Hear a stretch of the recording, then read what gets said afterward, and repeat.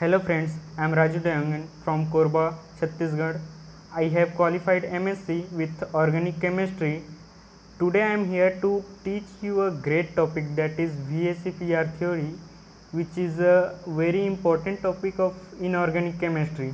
Then let's start it. VSEPR theory से valence shell electron pair repulsion theory के नाम से भी जाना जाता है। एक मिनट।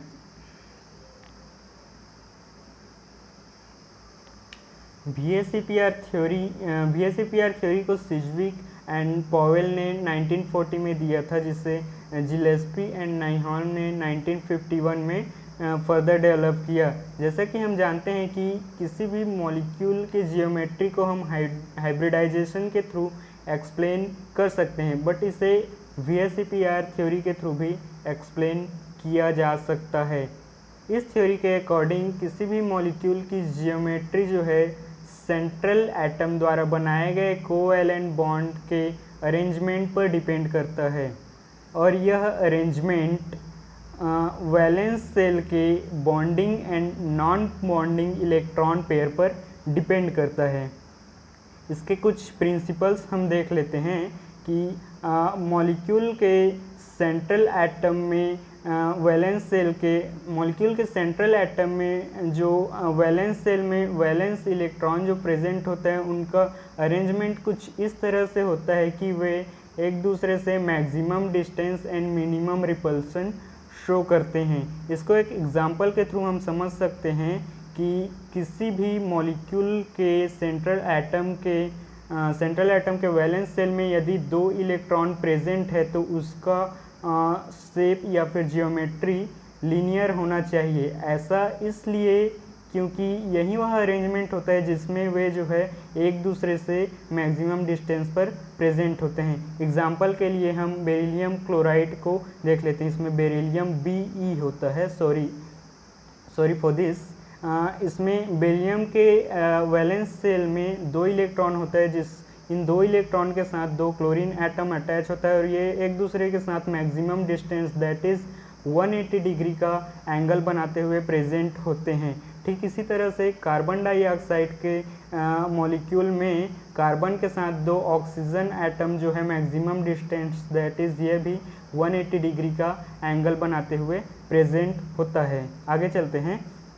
इसमें मॉलिक्यूल की जियोमेट्री जो है सेंट्रल एटम के वैलेंस सेल में present bonding and non bonding electron pair पर भी डिपेंड करता है। इसमें नॉन बॉन्डिंग इलेक्ट्रॉन पेयर जो है मैक्सिमम स्पेस ऑक्यूपाई करता है। ऐसा इसलिए होता है क्योंकि नॉन बॉन्डिंग इलेक्ट्रॉन पेयर जो है ओनली 1 न्यूक्लियस के थ्रू अटैच होता है, जबकि बॉन्डिंग इलेक्ट्रॉन पेयर जो है 2 मॉलिक्यूल्स के थ्रू अटैच होता है, जिसमें नॉन बॉन्डिंग इलेक्ट्रॉन पेयर जो है बॉन्डिंग इलेक्ट्रॉन पेयर को रिपेल करता है या उसको प्रतिकर्षित करता है, जिससे वैलेंस बॉन्ड में डिस्टॉर्शन पैदा होता है। ठीक है ना। इसके रिजल्ट के रूप में वैलेंस सेल का वैलेंस सेल में प्रेजेंट जो बॉन्ड होता है उसका एंगल जो है रिड्यूस हो जाता है और जियोमेट्री डिस्टॉर्टेड हो जाती है, जिससे जियोमेट्री जो है अपने एक्चुअल जियोमेट्री से चेंज हो जाता है। इसे लोन पेयर इफेक्ट के नाम से भी जाना जाता है। आगे हम बढ़ते हैं। जैसे कि मैंने बताया, उसको एक डायग्राम के थ्रू हम समझ सकते हैं। मैंने बताया कि जो लोन पेयर होता है वो मैक्सिमम स्पेस ऑक्यूपाई करता है। इस डायग्राम में मैंने एक लोन पेयर बनाया हुआ है।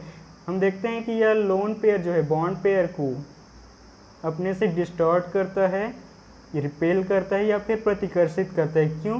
क्योंकि इस लोन पेयर को मैक्सिमम स्पेस की रिक्वायरमेंट होती है, जिसके थ्रू यह जो है बॉन्ड पेयर को अपने से रिपेल करता है, और इन बॉन्ड पेयर के बीच जो एंगल बनने वाला एंगल होता है वो थोड़ा सा कम हो जाता है, रिड्यूस हो जाता है। ठीक है।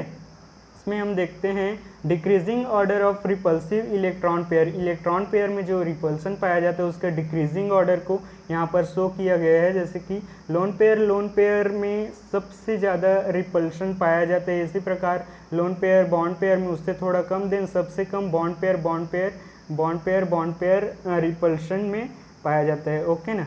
देन इसको भी हम एक एग्जांपल के थ्रू समझ सकते हैं, जैसे कि यहाँ पर मैंने एक लोन पेयर बना दिया। अब यहाँ पर दो लोन पेयर है, ये एक लोन पेयर ये और एक लोन पेयर ये, ठीक है। ये दोनों लोन पेयर एक दूसरे को मैक्सिमम रिपेल करेंगे, एक दूसरे से दूर हटने की कोशिश करेंगे, और ये लोन पेयर इन बॉन्ड्स पेयर को भी रिपेल करेंगे। बट ये लोन पेयर रिपल्सन मैक्सिमम होगा, loan pair bond pair repulsion उससे थोड़ा सा कम होगा। और ये बॉन्ड पेयर रिपल्सन दो बॉन्ड पेयर के बीच होता है, इसकी वैल्यू कम होती है। ओके, देन आगे बढ़ते हैं, इसका एप्लीकेशन देखते हैं। VSEPR थ्योरी का बेसिकली यूज़ किसी भी मॉलिक्यूल की जियोमेट्री को एक्सप्लेन करने के लिए या फिर उसके एनालिसिस करने के लिए हम कर सकते हैं, ठीक है। फर्स्ट ऑफ ऑल देखते हैं geometry of beryllium chloride. Okay, then beryllium chloride में बेरिलियम जो है सेंट्रल एटम होता है जिसका एटॉमिक नंबर 4 होता है। इसके वैलेंस सेल में 2 इलेक्ट्रॉन होता है। वैलेंस सेल दैट मीन्स किसी भी एटम का आउटर मोस्ट सेल उसको हम वैलेंस सेल कहते हैं, और वैलेंस सेल में प्रेजेंट इलेक्ट्रॉन को वैलेंस इलेक्ट्रॉन कहते हैं। बेरिलियम में 2 वैलेंस इलेक्ट्रॉन प्रेजेंट है और इन 2 वैलेंस इलेक्ट्रॉन से 2 क्लोरीन एटम अटैच होता है और 2 बॉन्ड पेयर का फॉर्मेशन करते हैं। इस तरह से इसमें लोन पेयर की संख्या 0 होती है और टोटल इलेक्ट्रॉन पेयर 2 होता है। और इस तरह से ये जो है मैक्सिमम डिस्टेंस पर होते हैं और 180 डिग्री का एंगल फॉर्मेशन करते हैं। ओके, जिससे इसका शेप लीनियर होता है। अदर एग्जांपल के रूप में हम carbon dioxide, beryllium dihydroxide and beryllium difluoride को देख सकते हैं। नेक्स्ट हम आगे बढ़ते हैं, देखते हैं geometry of boron trichloride. Okay, boron trichloride के मॉलिक्यूल में boron, just minute, boron trichloride के मॉलिक्यूल में बोरॉन जो है सेंट्रल एटम होता है जिसका एटॉमिक नंबर 5 होता है। इसके आउटर मोस्ट इलेक्ट्रॉन, इसके वैलेंस सेल में 3 इलेक्ट्रॉन्स होते हैं। 3 इलेक्ट्रॉन्स में 3 क्लोरीन एटम जो है अटैच होता है और 3 बॉन्ड पेयर का फॉर्मेशन करता है, और इस तरह से इसमें लोन पेयर की संख्या 0 होती है। देन टोटल इलेक्ट्रॉन पेयर की संख्या 3 होती है, और इस तरह से ये बॉन्ड पेयर 120 डिग्री का एंगल बनाता है। ओके, जिससे इसका शेप ट्राइगोनल होता है। अदर एग्जांपल के रूप में हम boron trifluoride, boron trichloride and phosphorus trichloride देखते हैं। ओके, नेक्स्ट हम देखते हैं जियोमेट्री ऑफ मीथेन। मीथेन के मॉलिक्यूल में कार्बन सेंट्रल एटम होता है जिसका एटॉमिक नंबर 6 होता है। इसके वैलेंस सेल में 4 इलेक्ट्रॉन होता है। इन 4 इलेक्ट्रॉन से 4 हाइड्रोजन एटम अटैच होता है। 4 हाइड्रोजन एटम अटैच होता है और 4 बॉन्ड पेयर का फॉर्मेशन करते हैं, जिससे इसमें लोन पेयर की संख्या 0 होती है और टोटल इलेक्ट्रॉन पेयर 4 होते हैं, ठीक है। जिससे यह जो है 109.5 डिग्री का एंगल बनाता है और इसका शेप टेट्राहेड्रल होता है। अदर एग्जांपल है carbon tetrachloride, sulphur silicon tetrafluoride and ammonia cation. Okay, next हम आगे बढ़ते हैं, देखते हैं geometry of ammonia. Okay, ammonia के मॉलिक्यूल में नाइट्रोजन सेंट्रल एटम होता है जिसका एटॉमिक नंबर 7 होता है, और इसके आउटर मोस्ट इलेक्ट्रॉन या फिर वैलेंस सेल में 5 इलेक्ट्रॉन होते हैं, और इन 5 इलेक्ट्रॉन्स में से 3 हाइड्रोजन एटम जो है अटैच होते हैं। नाइट्रोजन के साथ 3 हाइड्रोजन एटम अटैच होते हैं और 3 बॉन्ड पेयर का फॉर्मेशन करते हैं, और साथ ही साथ इसमें एक लोन पेयर भी प्रेजेंट होता है, जिससे यह जो है 4 इलेक्ट्रॉन पेयर का फॉर्मेशन करता है। जैसा कि हमने पिछले एग्जाम्पल में मीथेन में हमने देखा कि इसमें 4 इलेक्ट्रॉन पेयर पाया जाता है, जिससे इसका बॉन्ड एंगल 109.5 डिग्री होता है और शेप टेट्राहेड्रल होता है। बट इसमें भी सेम 4 इलेक्ट्रॉन पेयर पाया गया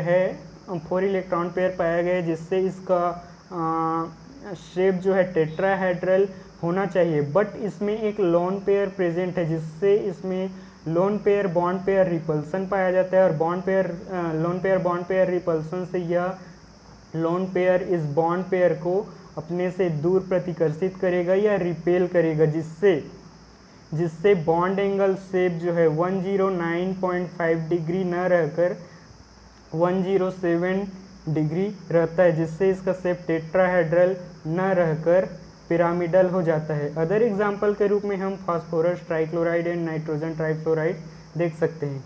नेक्स्ट हम आगे बढ़ते हैं, देखते हैं geometry of water.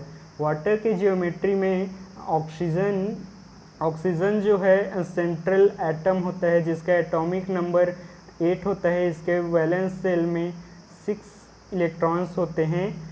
In 6 electrons में से 2 हाइड्रोजन एटम ऑक्सीजन के साथ अटैच होकर 2 बॉन्ड पेयर का फॉर्मेशन करते हैं और साथ ही साथ 2 लोन पेयर्स पाया जाता है। इस तरह से इसमें टोटल इलेक्ट्रॉन्स पेयर 4 होते हैं और टोटल इलेक्ट्रॉन पेयर 4 होने का मतलब है शेप जो है टेट्राहेड्रल होना चाहिए, बट इसमें 2 लोन पेयर प्रेजेंट है। और जैसा कि मैं पहले भी बता चुका हूँ कि लोन पेयर एक दूसरे को मैक्सिमम रिपेल करेंगे, और loan pair bond pair repulsion भी यहाँ पर प्रेजेंट है। अतः इसमें loan pair repulsion and lone pair bond pair दोनों ही तरह का रिपल्सन प्रेजेंट है। अतः इसका शेप जो है यहाँ पर जो बॉन्ड एंगल बनेगा वो जो है 109.5 डिग्री ना बन के 104.5 डिग्री बनेगा, क्योंकि इसमें loan pair repulsion, loan pair bond pair repulsion दोनों ही पाया जा रहा है। इस तरह से इसका शेप टेट्राहेड्रल न रहकर पिरामिडल या फिर भी शेप का हो जाता है। ठीक है, इसके अदर एग्जाम्पल के रूप में हम सल्फर डाइक्लोराइड और लेड डाइक्लोराइड को देख सकते हैं। नेक्स्ट हम आगे बढ़ते हैं, देखते हैं जियोमेट्री ऑफ क्लोरीन ट्राइफ्लोराइड। ठीक है, क्लोरीन ट्राइफ्लोराइड के मॉलिक्यूल में क्लोरीन सेंट्रल एटम होता है, जिसका एटॉमिक नंबर 17 होता है। इसके वैलेंस सेल में 7 इलेक्ट्रॉन होता है। इसके वैलेंस सेल में 7 इलेक्ट्रॉन होता है, जिसमें 3 फ्लोरीन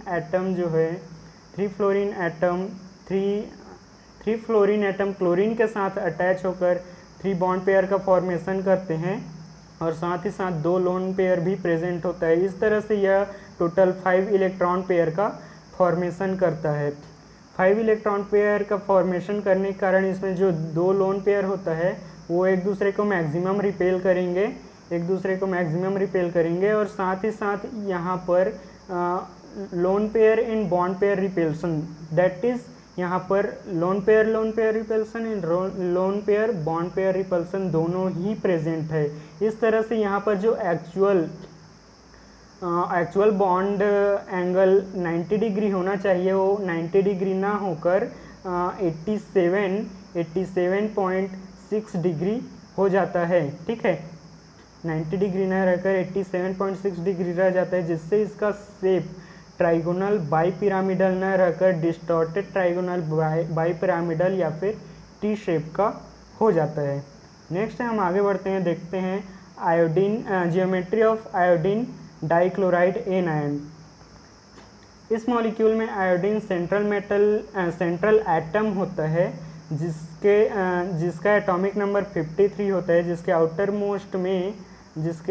मोस्ट सेल में या फिर वैलेंस सेल में 8 इलेक्ट्रॉन होता है। ये 5p6 होगा बिकॉज कि ये एन आयन है। ओके, एन आयन है, 5p6 होगा। ठीक है, दैट इज यहाँ पर आयोडीन के साथ 2 क्लोरीन एटम प्रेजेंट होता है, 2 क्लोरीन एटम अटैच होता है, जिससे यह 2 बॉन्ड पेयर का फॉर्मेशन करता है और साथ ही साथ इसमें 3 लोन पेयर पाया जाता है, जिससे यह जो है टोटल 5 इलेक्ट्रॉन पेयर का फॉर्मेशन करता है।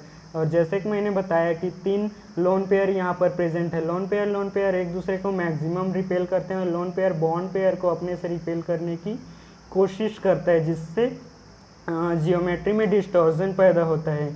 ठीक इसी तरह से अगर इलेक्ट्रॉन पेयर की संख्या 5 है तो इसका शेप जो है ट्राइगोनल बाई पिरामिडल होना चाहिए, बट यहाँ पर 3 लोन पेयर प्रेजेंट है, जिससे इसका शेप जो है डिस्टॉर्टेड हो जाता है और इसका बॉन्ड एंगल जो है 90 डिग्री एंड 120 डिग्री ना रहकर 180 डिग्री हो जाता है और इसका शेप ट्राइगोनल बाई पिरामिडल ना रहकर लीनियर हो जाता है। ओके, आगे हम बढ़ते हैं, देखते हैं VSEPR थ्योरी की कुछ लिमिटेशंस हैं, जैसे कि फर्स्ट ऑफ ऑल है इसका VSEPR थ्योरी जो है मोर पोलर मॉलिक्यूल्स को एक्सप्लेन नहीं कर सकता है, और VSEPR थ्योरी जो है लोकलाइज्ड पाई इलेक्ट्रॉन मॉलिक्यूल्स की जियोमेट्री को भी एक्सप्लेन नहीं कर पाता है। और VSEPR थ्योरी जो है ट्रांजिशन मेटल पैकेजेस, जो ट्रांजिशन मेटल जिस तरह का संकुल बनाते हैं उनको भी VSEPR थ्योरी एक्सप्लेन करने में असमर्थ है। और इनएक्टिव इलेक्ट्रॉन पेयर एलिमेंट्स को भी एक्सप्लेन नहीं कर पाता VSEPR थ्योरी। उम्मीद है VSEPR थ्योरी सभी को बहुत ही अच्छे तरीके से समझ में आया होगा। Thank you. ओके।